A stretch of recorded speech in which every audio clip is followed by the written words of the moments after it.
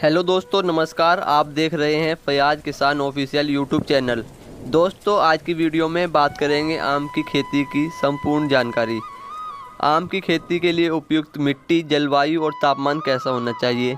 आम की उन्नत किस्मों के बारे में डिटेल से बात करेंगे। आम की खेती कैसे करनी चाहिए, आम के पौधों में रोपाई का सही समय और तरीका, आम के पौधों की सिंचाई कब और कितने दिनों के बाद करनी चाहिए, आम के पौधों में खरपतवार नियंत्रण के बारे में बात करेंगे, आम के पौधों में लगने वाले रोग और रोकथाम, आम की खेती से आप कितना कमा सकते हैं। तो दोस्तों, पूरी वीडियो अंत तक ज़रूर देखिए। तो दोस्तों, शुरू करते हैं आज की वीडियो। सबसे पहले बात करते हैं उपयुक्त मिट्टी की। आम की खेती के लिए बलुई दोमट मिट्टी की आवश्यकता होती है। इसके अलावा भूमि में उचित जल निकासी की व्यवस्था होनी चाहिए।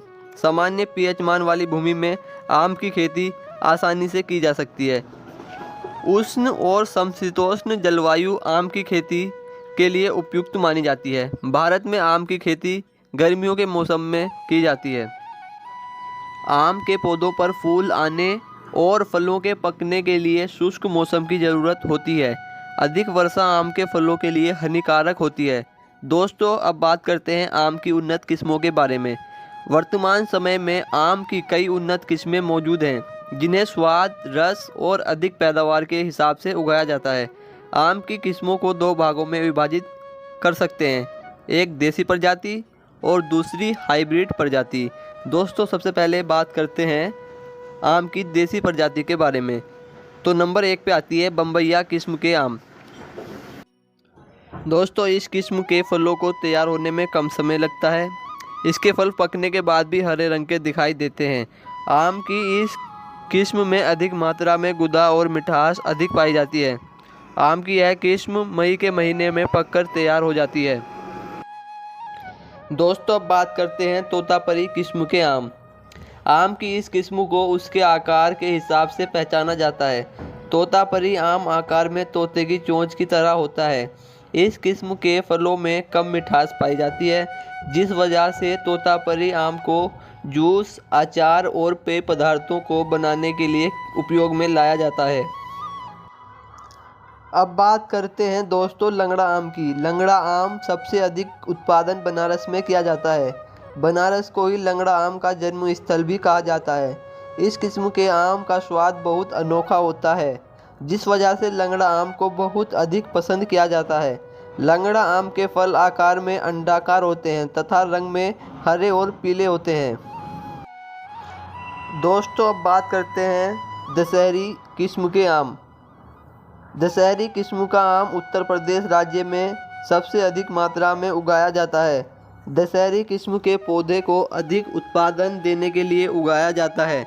इस किस्म के फलों का स्वाद अधिक मीठा होता है। दशहरी आम जून के महीने में पककर तैयार हो जाता है। दोस्तों, अब बात करते हैं शंकर प्रजाति के आम। तो शंकर प्रजाति के आम में सबसे पहला नंबर है अम्रपाली। शंकर प्रजाति की इस किस्म को भारतीय कृषि अनुसंधान संस्थान नई दिल्ली दशहरी और नीलम किस्म के साथ संकर करके बनाया गया है। इस किस्म के फलों का साइज सामान्य होता है। अम्रपाली आम स्वाद में अधिक स्वादिष्ट होते हैं। यह किस्म प्रति हेक्टेयर के हिसाब से 200 से 250 क्विंटल की पैदावार देने के लिए जानी जाती है। दोस्तों, अब बात करते हैं मल्लिका किस्म के आम। इस किस्म के फलों का आकार बड़ा तथा रंग पीला गुलाबी होता है। दोस्तों, इसके फलों में अधिक मात्रा में गुदा पाया जाता है। मल्लिका किस्म के फलों को अधिक समय तक भंडारित किया जा सकता है। आम की यह किस्म व्यापारिक उद्देश्यों के लिए काफ़ी अच्छी मानी जाती है।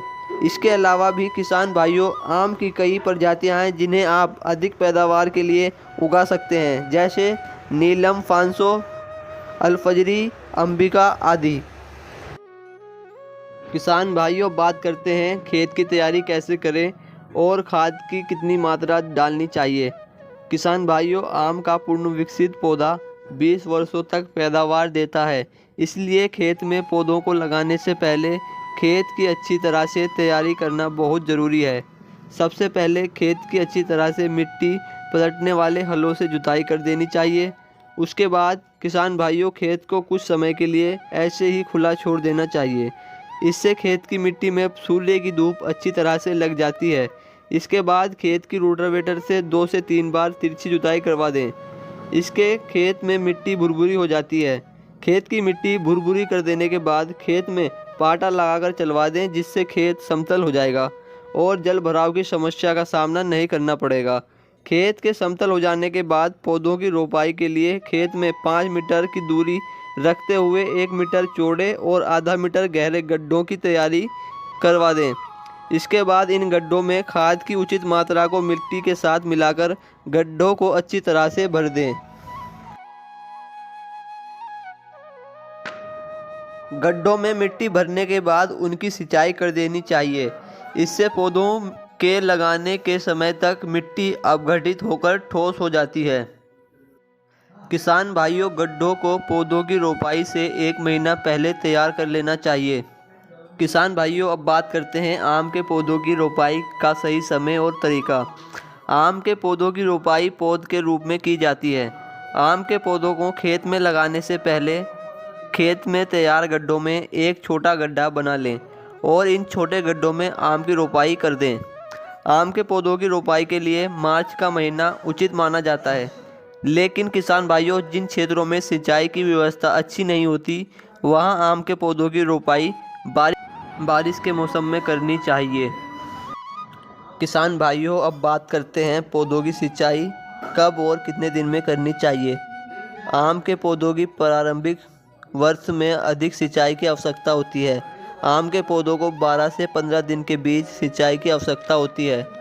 आम के पौधों की पहली सिंचाई पौध रोपाई के तुरंत बाद कर देनी चाहिए, क्योंकि पौध के विकास के लिए नमी की आवश्यकता होती है, इसलिए पौधों को पानी देते रहना चाहिए। गर्मियों के मौसम में पौध की सिंचाई सप्ताह में 1 बार करनी चाहिए और सर्दियों के मौसम में 12 से 20 दिन के भीतर पौधों को पानी देते रहना चाहिए। अब बात करते हैं आम के पौधों में खरपतवार नियंत्रण के बारे में। किसान भाइयों, आम के पौधों में खरपतवार नियंत्रण के लिए रासायनिक विधि का इस्तेमाल बिल्कुल भी नहीं करना चाहिए। आम के पौधों में प्राकृतिक विधि द्वारा खरपतवार पर नियंत्रण किया जाता है। आम के पौधों की पहली गुड़ाई पौध रोपाई के 1 महीने बाद की जाती है। आम के पौधों में प्रारंभिक वर्षों में 8 से 10 गुड़ाई की आवश्यकता होती है। आम की पहली गुड़ाई के बाद बाकी की गुड़ाई को 20 से 25 दिन के अंतराल में करना होता है। किसान भाइयों, अब बात करते हैं आम के प्रमुख रोगों के बारे में और उनका नियंत्रण। दोस्तों, आम में लगने वाला पहला रोग है कोयली रोग। कोयली रोग ज़्यादातर उत्तर प्रदेश, बिहार, पश्चिम बंगाल, पंजाब, हरियाणा एवं दिल्ली में होता है। यह रोग आम के फलों की बीमारी है। इस रोग का मुख्य लक्षण फलों का निचला सिरा मुलायम पड़कर काला हो जाता है और बाद में कठोर हो जाता है। यह रोग बोरान की कमी के कारण होता है। और कोयली रोग ईंट के भट्टे के धुएं से निकलने वाली सल्फर डाइऑक्साइड गैस द्वारा पैदा होता है। कोयली रोग से बचाव के लिए बागवानी ईंट के भट्टे से लगभग 2 किलोमीटर से अधिक दूरी पर लगाना चाहिए। दूसरा रोग है आम का खर्रा रोग या चूर्णी फफूंद। आम का यह रोग पाउडर के रूप में दिखाई देता है। इस रोग के लगने से दोस्तों आम का उत्पादन 25% से 90% तक कम हो जाता है। यह रोग उत्तर प्रदेश में दिसंबर और मार्च के महीनों में दिखाई देता है। इसका प्रकोप नई पत्तियों पर दोनों तरफ अनियमित रूप भूरे धब्बे दिखाई देते हैं। फूलों, फलों और पत्तियों पर सफ़ेद चूर्ण जैसी फफूंदी उत्पन्न हो जाती है और बाद में फूल सूखकर गिर जाते हैं। रोकथाम के उपाय। किसान भाइयों, रोग से ग्रसित पत्तियों को तोड़कर अलग कर देना चाहिए। वेटेबल सल्फर 0.25% फूल आने के पहले छिड़काव करना चाहिए और फल बनने के बाद 15-15 दिन के अंतराल पर छिड़काव करना चाहिए। नेक्स्ट रोग है जीवाणुवीय कैंकर रोग। आम का यह रोग एक प्रकार के जीवाणु जैंथोमोनास मैंजीफेरी से होता है। इस रोग से पत्तियों पर छोटे अनियमित तथा कोनिए उठे हुए जल भरे घाव बनते हैं और बाद में पत्तियां पीली होकर गिर जाती हैं। इस रोग से बचाव के लिए कॉपर फफूंदनाशक का उपयोग करना चाहिए। फलोद्यान का समय समय पर सर्वेक्षण करते रहना चाहिए। दोस्तों, अब बात करते हैं आम के फलों की तुड़ाई की। जब आम के फलों का रंग ऊपर से पीला दिखाई दे तब आम के फलों की तुड़ाई कर लेनी चाहिए। वीडियो पसंद आए तो दोस्तों लाइक करें और चैनल को भी सब्सक्राइब जरूर कर लें। कल फिर मिलूँगा एक नई वीडियो के साथ, तब तक के लिए जय हिंद।